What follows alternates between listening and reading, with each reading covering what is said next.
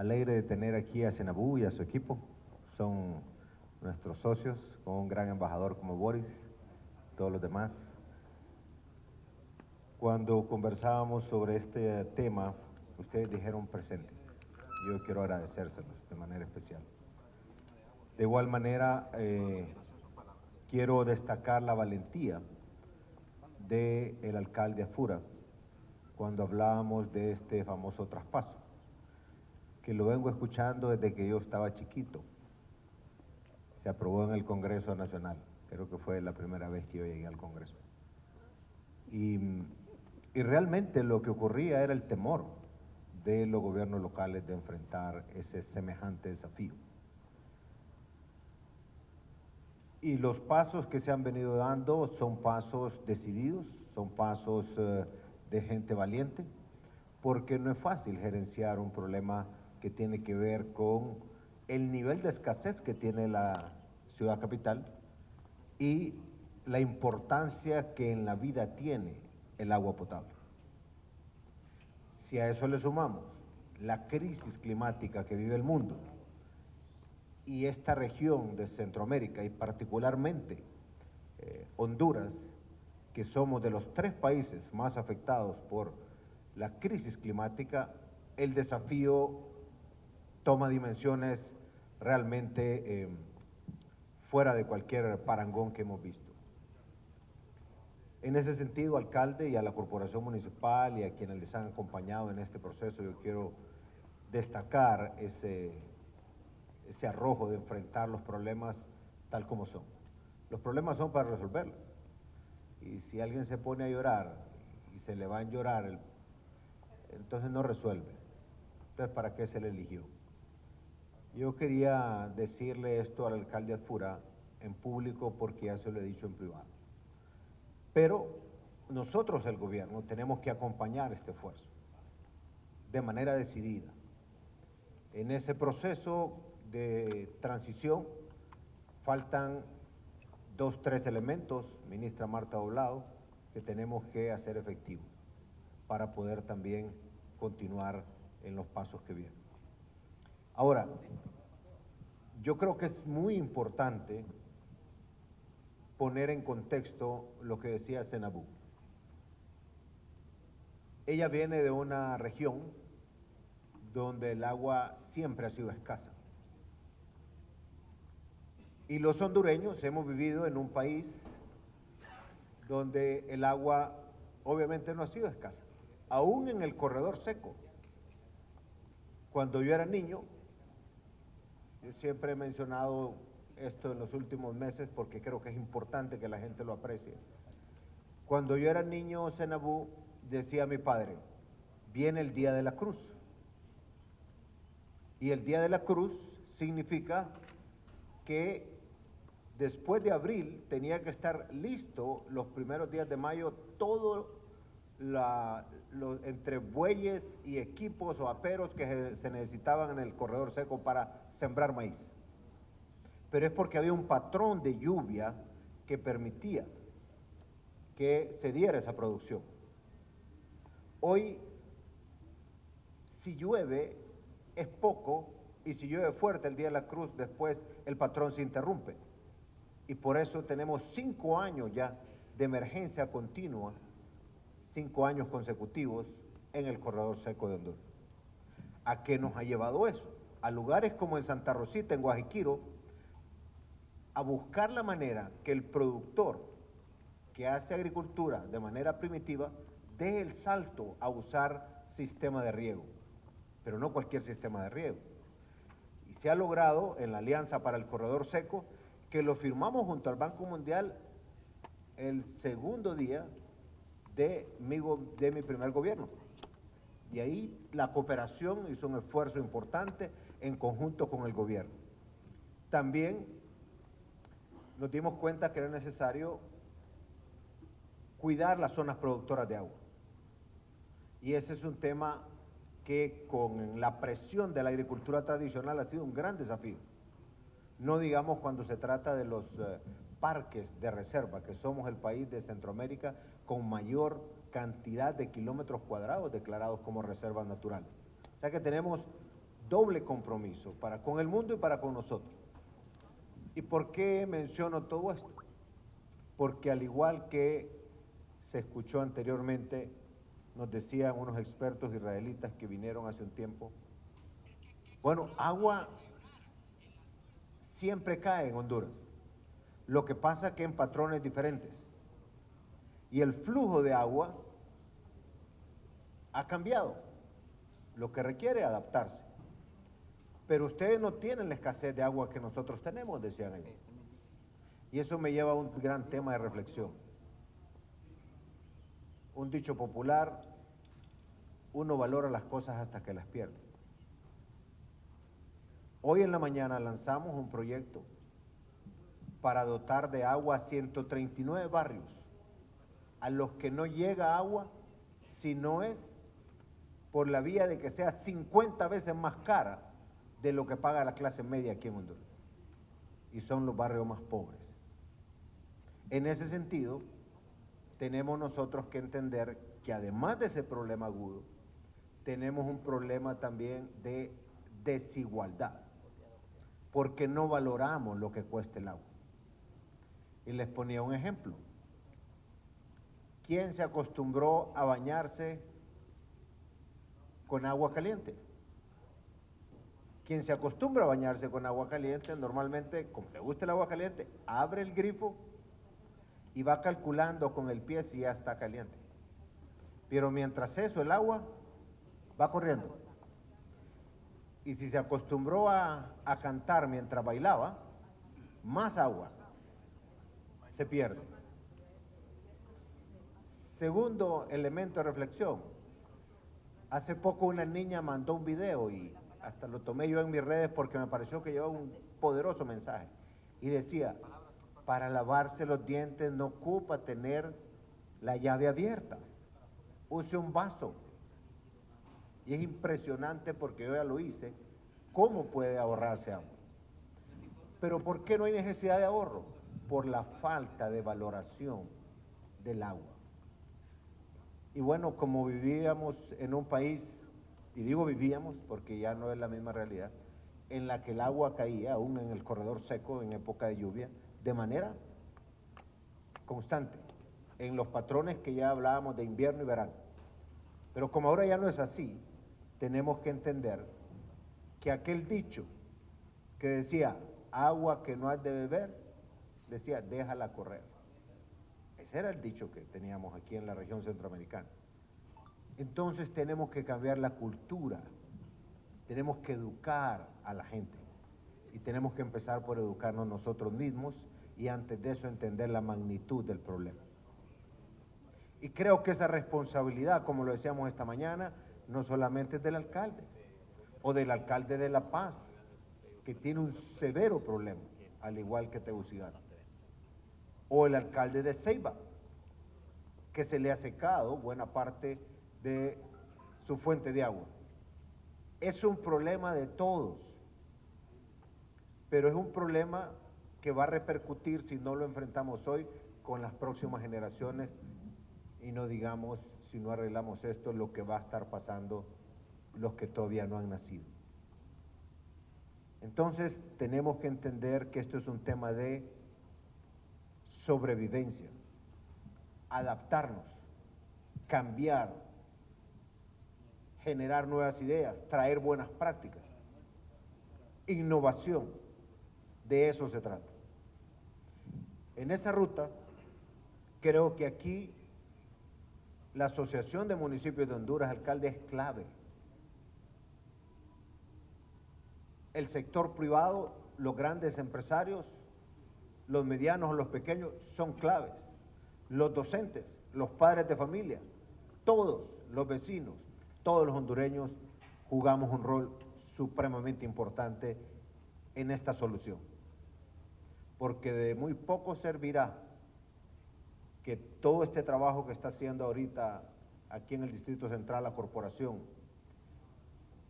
viendo las fugas, resolviendo, metiendo tecnología, y si alguien al final lo que hace es desconectar el medidor y que el agua escurra y se bote, de muy poco servirá. Entonces necesitamos entender la dimensión del problema todos. Más que hablarles de cifras, yo aquí quiero hacerles una reflexión. Y luego, esa reflexión a los amigos del Banco Mundial, como ya se lo hemos dicho al BID, se lo hemos dicho al Banco Centroamericano, al Fondo Monetario, a todos nuestros acreedores internacionales. Decíamos en la COP de Madrid que íbamos a hacer una propuesta probablemente para los técnicos financieros y legales internacionales, iba a ser tirada de los cabellos. Pero al final es una propuesta que para nosotros busca una solución de inmediato. Decíamos, como Honduras logró una reputación de excelente pagador de sus créditos, tengan la seguridad que cada centavo que nos prestan, hoy más que nunca, con mayor certeza sabemos que lo vamos a pagar. Pero el efecto que tiene el cambio del clima en la economía, en la vida de la gente en Honduras, es dramático.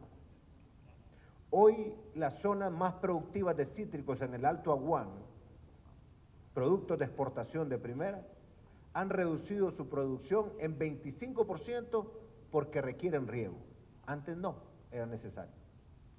Tenemos a 12 kilómetros una cortina de una generadora de electricidad que cuando esté terminada nos puede servir para que esa agua, una vez que pase por la turbina, nos sirva de riego. Y tenemos también que impulsar el microrriego y la agricultura controlada, que a su vez puede ser contratada, que le dé certidumbre a quien va a comprar los productos. Pero también decíamos nosotros, ¿qué pasa en las épocas cuando se inunda todo el sur de Honduras? Toda la infraestructura que estamos construyendo en este momento, con grandes precipitaciones de agua que se vuelven destructivas.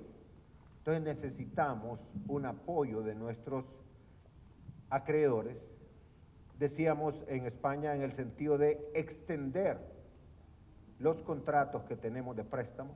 Calculábamos que con 2 años que le dedicáramos exclusivamente a inversiones de choque en represas, en riego, en cambiar la manera de hacer la agricultura, como lo estamos haciendo ya con Rural, expandirnos más. Eso puede permitir que de esta crisis más bien el país salga fortalecido. Yo sé que esa propuesta, cuando se la hice al presidente del BID, porque él estaba en la mesa, se puso a sudar un poco, porque me imagino, hay que ver la parte financiera, hay que ver la parte legal, hay que pasar otra vez por todos los procesos. Yo le decía, presidente Moreno, es que los bancos de desarrollo se hicieron pensando en el ser humano. Y cuando el ser humano está enfrentando una situación de vida o muerte, eso es lo que nos está pasando a nosotros en Honduras. Entonces le decía a él, si no le parece esa propuesta, ¿cuál es la contrapropuesta? Porque si no, podemos caer en una situación de estrés tremendo en términos económicos, pero en términos de la vida de la gente en Honduras, somos de los que más sufrimos en todo el planeta. Y si a eso le sumamos todas las enfermedades que trae un solo vector, el zancudo, y de repente las plagas que cada año aparecen nuevas, solo en términos del café, no digamos en los otros productos agrícolas. Estamos hablando de una afectación por varios frentes, de tal manera que yo quiero dejar otra vez en el tapete esa propuesta, esperando que si no es esa, podamos ponernos de acuerdo en otras alternativas. Y aquí voy a hacer un puente, no puente físico, pensando aquí en el alcalde, sino que yo le decía a él, Tito, ¿por qué no hacemos un puente para cuando vengan los fondos verdes? Un puente financiero. Y esa podría ser otra alternativa. Porque los famosos fondos verdes del clima se crearon hace mucho tiempo y yo creo que con la burocracia que Honduras ha tenido se queda corta en relación a la burocracia que tienen esos fondos verdes. Y eso es lo que más nos agobia a nosotros. Y mi mensaje nuevamente va al señor secretario general de Naciones Unidas. quien se ha comprometido 2 veces públicamente a resolver ese problema. Ya se capitalizó otra vez el fondo y ya son 9.000 millones de dólares. ¿Y de qué sirven si no vienen? ¿O van a venir muy tarde? Hay varias cuadras allá en el departamento de Valle que ya las consumió el mar. Ahí está la evidencia. Y de eso hay otra gran cantidad. Mi ciudad natal, diciéndole yo al alcalde, exigiéndole qué pasaba con el tema del agua, y me dice, ¿usted conoce la toma de agua desde niño? A todos nos llevaron cuando estábamos en la escuela. Pues hoy ya solo produce el 20%. ¿Y qué se hizo? No. Aparece 1 kilómetro más abajo otro borbollón de agua. Vamos a mover la tubería para allá. Vamos a hacer otra toma de agua. Eso es lo que está viviendo mucha gente, muchas comunidades en el sector rural que administran su propia toma de agua o su propio sistema. Y las ciudades de igual manera. Entonces, necesitamos hacer un frente común para que los fondos verdes del clima vengan al país, vengan a los países más necesitados. Si nosotros no provocamos este tema en la magnitud de los países desarrollados, que son los principales socios de los multilaterales. No me lo tomen como un tema de orden ideológico, no.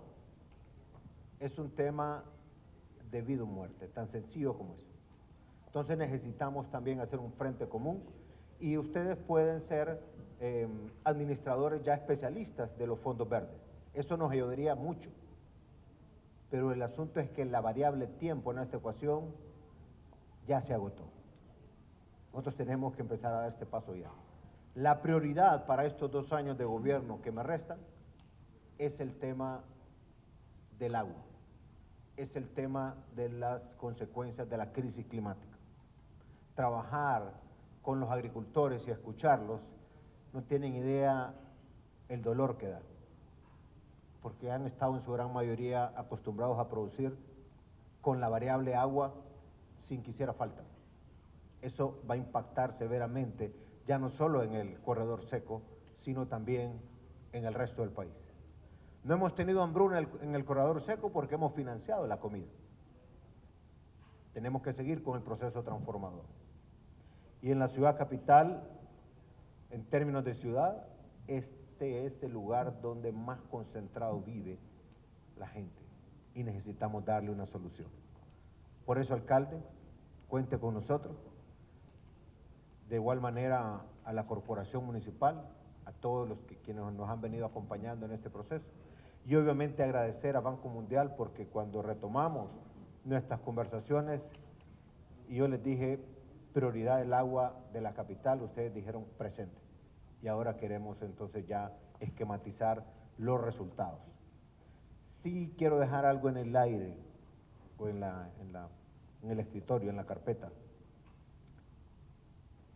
Si el tema de la sequía o del cambio de flujo subterráneo por patrones de lluvia se va a seguir dando o es difícil predecirlo, si construimos las represas tenemos que tener también una alternativa en el momento de que no se pudieran llenar. Por ejemplo, El Cajón, nuestra gran represa productora de energía. 2, 3 años atrás llegamos a los niveles casi mínimos. Esa es una realidad. Muchos países que le apostaron a la generación de energía con agua, ahora están viendo que aunque tengan la infraestructura, si no se llenan, tenemos un problema. No soy experto en el tema, pero la lógica me dice que habrá que buscar una especie de parrilla de varias opciones que nos estén buscando, que nos lleven a una solución. Pero creo que este es un gran paso, estoy muy esperanzado con la presencia de ustedes aquí, con todo el apoyo técnico, y obviamente Honduras debe de entender, apreciar el valor del agua. Y eso no es más complicado que entender que para vivir necesitamos el agua. Allá en mi tierra, en Lempira, en unas montañas, la gente decidió poner medidores cuando instalaron su proyecto de agua. Me sorprendieron. Y la lógica fue bien sencilla. Si nosotros administramos el agua, es para nuestra vida. Entonces nosotros nos ponemos esto porque eso significa que tenemos que valorarlo. Y para que nuestros hijos cuando nazcan ya vayan con esa lógica. Pero aquí hay gente que piensa que eso siempre va a seguir cayendo del cielo y no necesariamente va a seguir siendo así. Tenemos entonces que enfrentar esa situación. Y también reconocer que la autoridad del agua en el país tenemos que terminar de darle forma, fortalecerla, como estamos fortaleciendo el resto de la institucionalidad. A la academia, a los medios de comunicación, a todos los influenciadores de la opinión pública, por favor, tenemos que incidir para que todos valoremos el agua y lo que nos produce el agua, entre otras cosas, las cuencas, los bosques. Si no, miren lo que pasó este fin de semana aquí en la ciudad capital. 98% de los incendios provocados por los seres humanos. Y uno se pregunta, ¿qué habrá en la cabeza de esa gente? Estoy seguro que mi abuelita, si me escuchara, me respondería, acerrín, mijo. Y otros tienen un problema. Pero el tema es, ¿qué hacemos los demás? Y ahí creo que está la clave. Así es de que cuidemos esto, porque se trata de nuestra generación y también de los que vienen. Estamos listos para entrarle juntos. Manos a la obra. Gracias.